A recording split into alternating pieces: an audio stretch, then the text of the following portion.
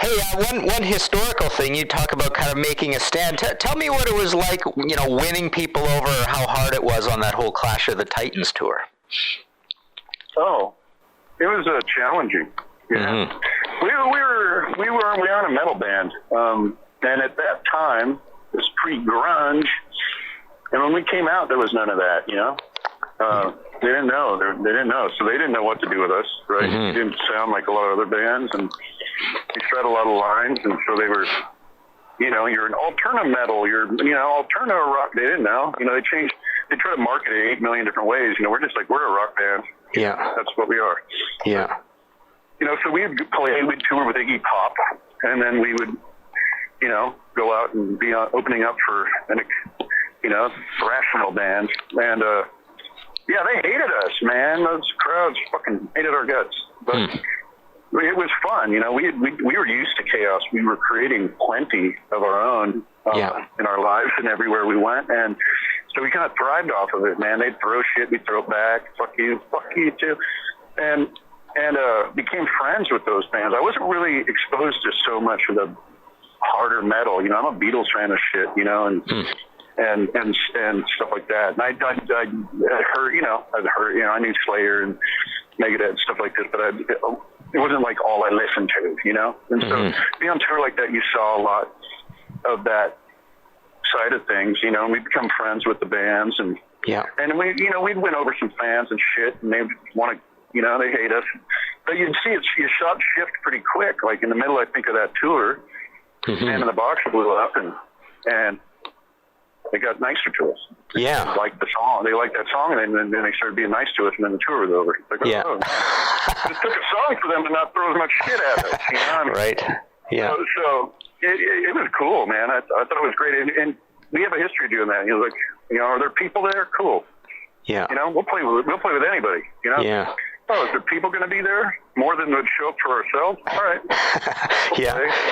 Hey, who was the play in front of people. Was it Dave Mustaine that was more or less the product champion for you guys to sort of support you on that journey? Honestly, Metallica dudes were early on. They'd got an advance of our record, like a facelift, and they were really champions kind of behind the scenes early on, which meant a lot to us. Yeah. And then we went and did Europe. We were over in Europe, and I think we did that first with Megadeth. Like, we went on a tour and opened up over there. Mm-hmm. We kind of befriended, we got to know each other over there. And then I don't know if that led to us being on that Clash of the Titans thing or not. Mm-hmm. I don't really know how that came together, but it may have. He probably may have had like, oh, these guys can hold their weight, or, it works, Yeah. Because we did in Europe, so that may have had something to do with it. It was just like, there's people. We can play to people. Yeah.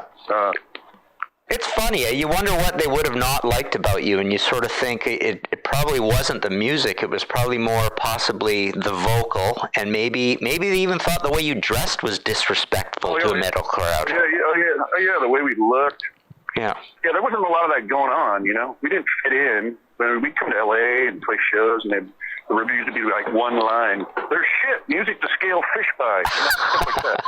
Right. And so, it wasn't glowing reviews from day one. I mean, as the record kind of sunk in and stuff, you could see how it worked, Mm-hmm. We didn't care, but you see how it worked, and there was a shift coming, and I guess we may have been had taken a part in that somehow, because MTV had never played music like us in their rock thing, and not in rotation, it was, Winger or something, I guess, dancing around in a Winger shirt, and then we show up, and we got, this Man in the Box, and these kind of songs, and it was so not what was happening, and people kind of responded to it.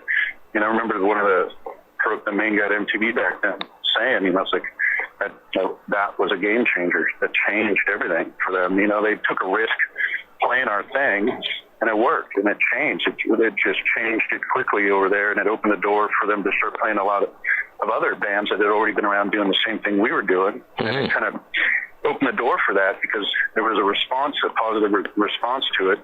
But yeah, we didn't really dressed like, I guess I didn't know these. I didn't know you have to have a uniform, but apparently we had a different one. And, we just, we had no money. We just wore what we could wear and afford, Yeah.